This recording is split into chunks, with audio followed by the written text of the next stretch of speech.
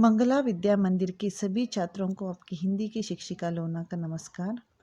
बच्चों, आज हम पढ़ेंगे आपकी पाठ्य पुस्तक की पाठ 13 कूर्ग का सौंदर्य। यह एक प्रकृति सौंदर्य के बारे में दिए गए एक पाठ है। तो इस पाठ में आपको कूर्ग के सौंदर्य के बारे में आप जानकारी ले सकते हैं। तो बच्चों, इस पाठ को शुरू करने से पहले आप अपने टेक्स्ट बुक में आपके टेक्स्ट बुक पेज नंबर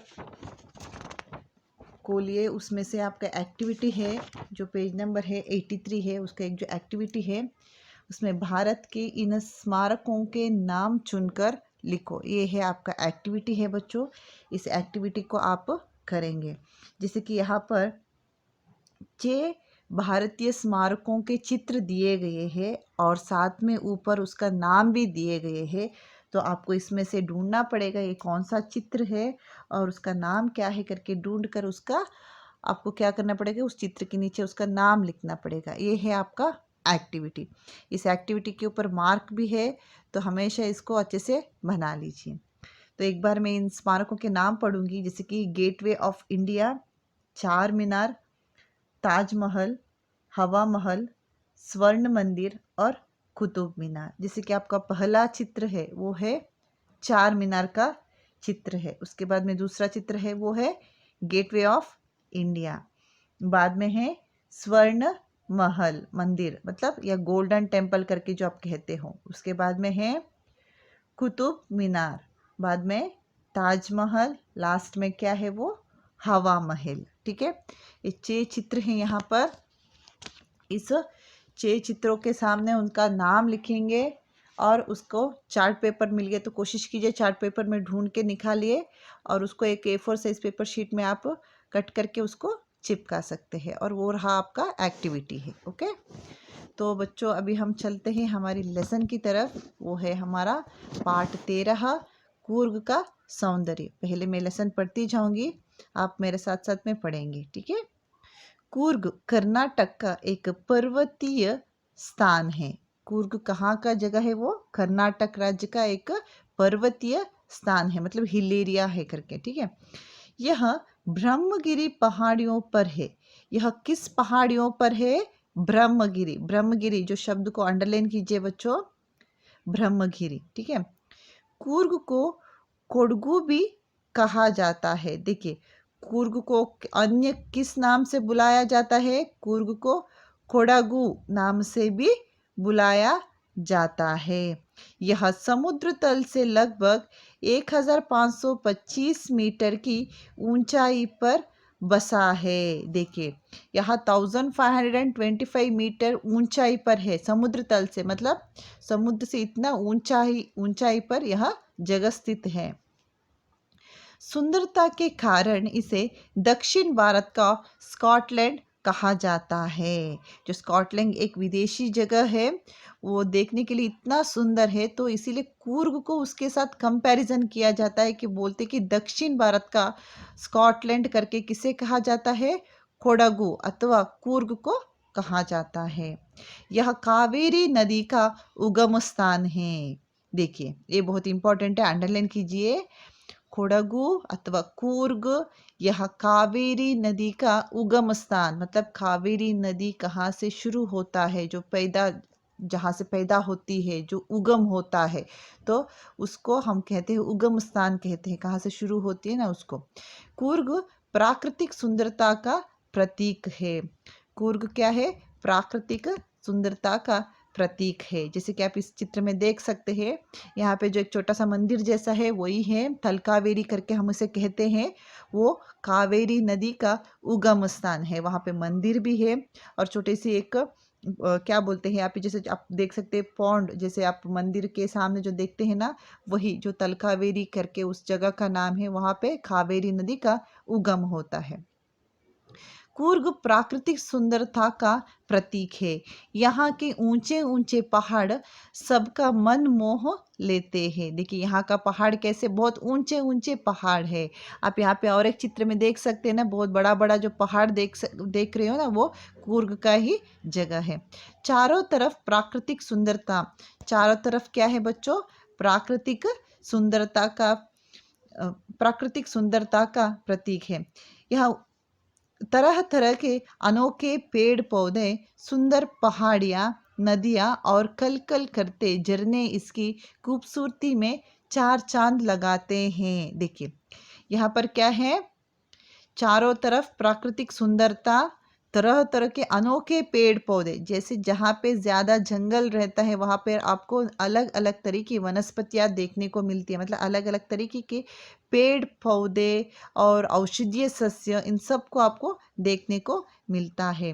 नदियाँ और कल कल करते झरने, नदियाँ, बहुत सारे नदियाँ, कल कल मतलब जैसे कि फॉल्स के जैसे आपको बहुत सारे झरने भी आपको देखने को मिलती है। यहाँ देखिए, इसमें अंडरलाइन कीजिए, चार चांद लगा देते हैं। चार चांद मतलब अत्यधिक सुंदर लगना, एक मुहावरा है। ठीक है, ये एक मुहावरा है।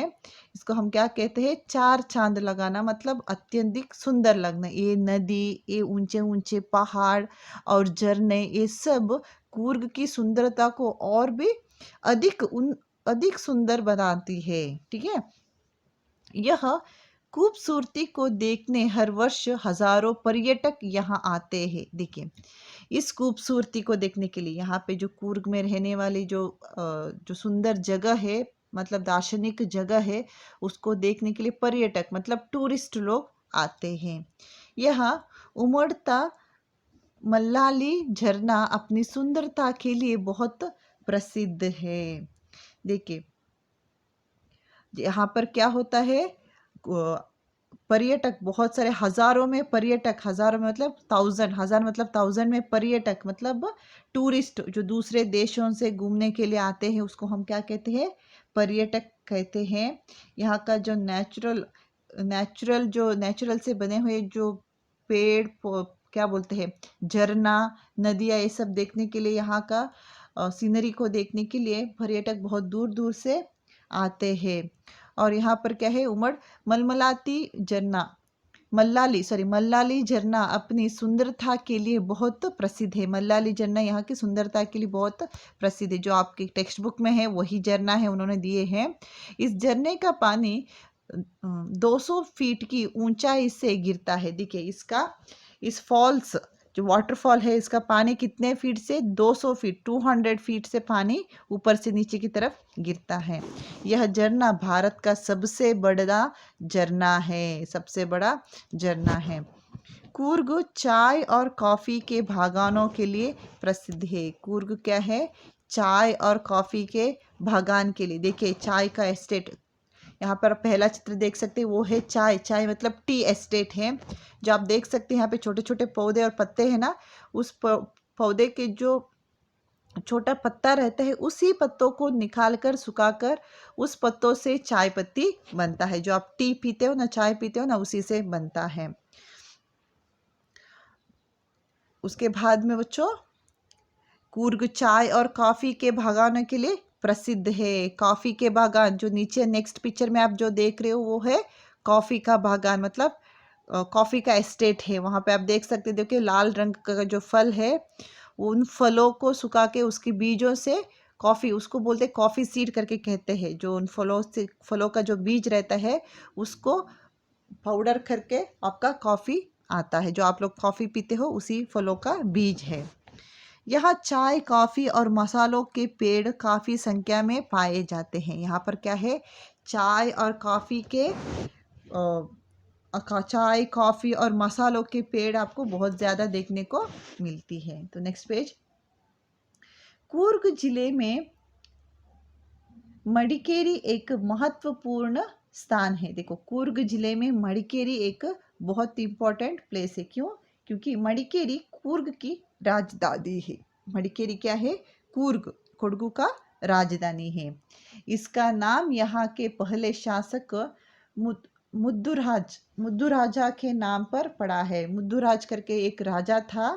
देखिए म उकी मात्रा मुँह अंडरलाइन कीजिए उसको, म उकी मात्रा मुँह, ध आधा ध, मतलब वहाँ पे हल्लत लगा है तो आधा ध, मुद्धु, द पे उ की मात्रा, मुद्दुराज के नाम पर पड़ा है। मुद्दुराज नामक एक राजा था, उसके नाम पर यहाँ पर इस जगह का नाम भी पड़ा है।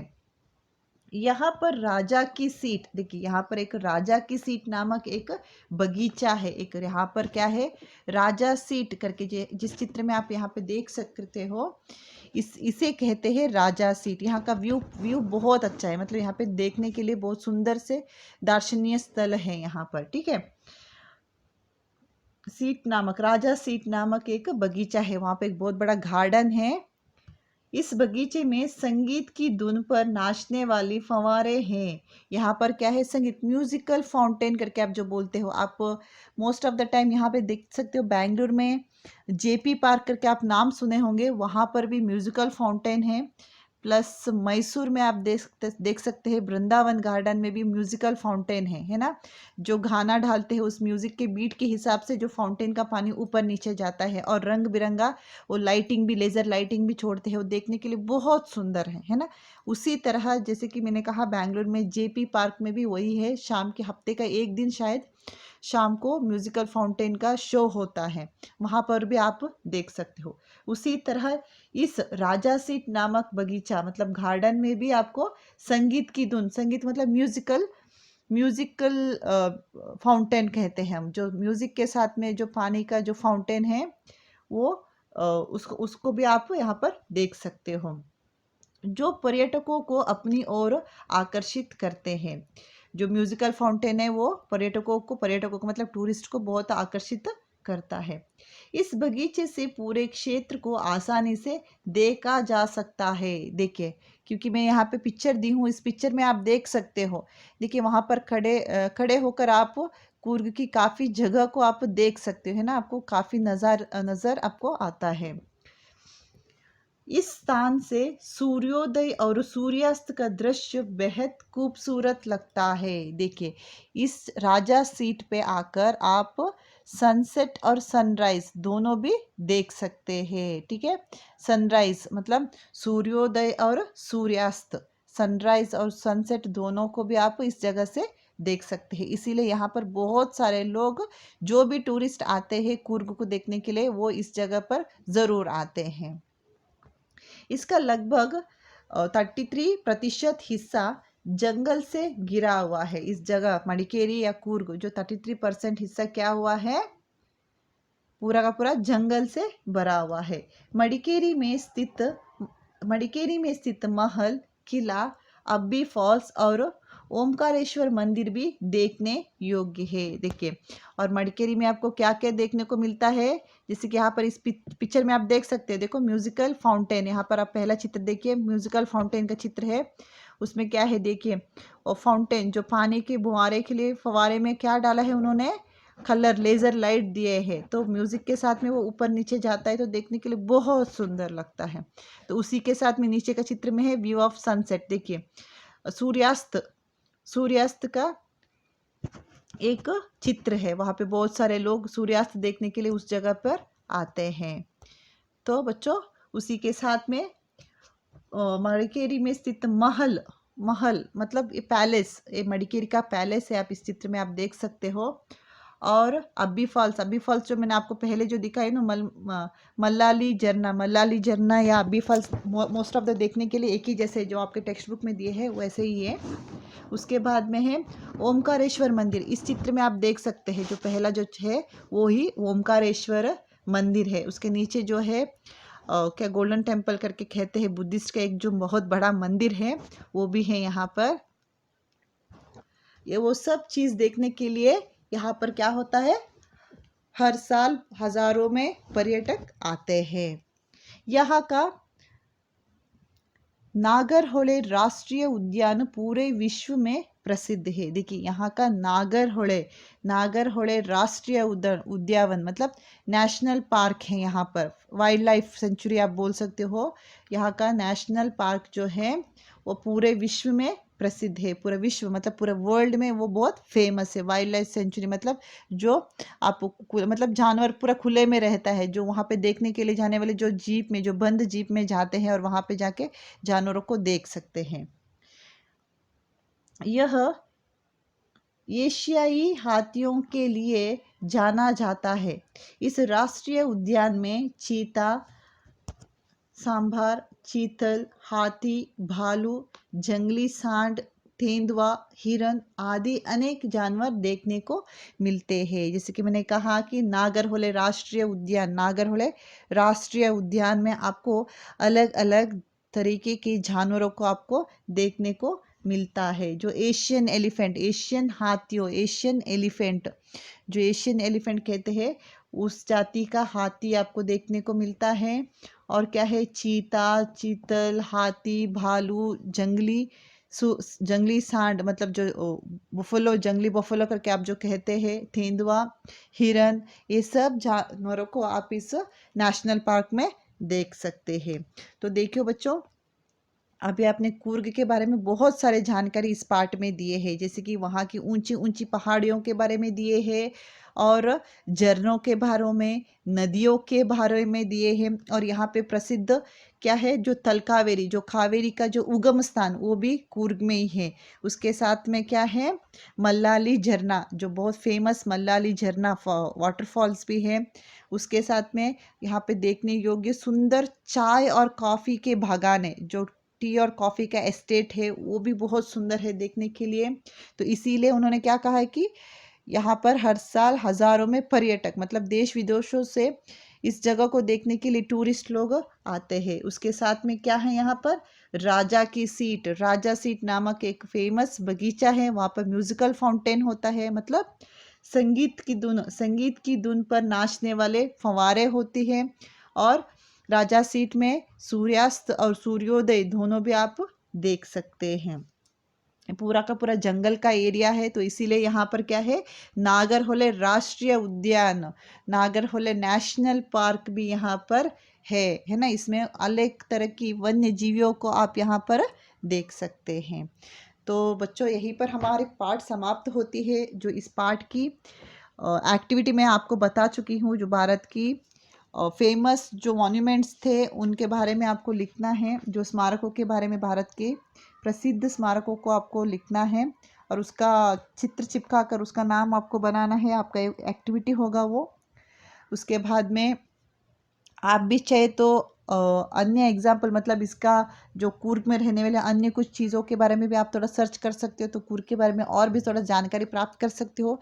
मैं ज़्यादा से ज़्यादा मैंने पिक्चर की सहायता से आपको हर चीज़ को, हर जगह को दिखाने का कोशिश की हूँ। जैसे कि ओमकारेश्वर मंदिर हो सकता है, अब्बी फॉल्स हो, या राजमहल जो था, किला था, उन सब चीज़ों को मैं आपको इस वीडियो में दिखाई हूँ। दोबारा एक बार देख लीजिए, अलग अलग जगह का परिचय होगा। जो अलग अलग जगह, अलग अलग जगह पे देखने से हमारे क्या मिलते हैं, जो प्रकृति सौंदर्य हम देख सकते हैं, है ना।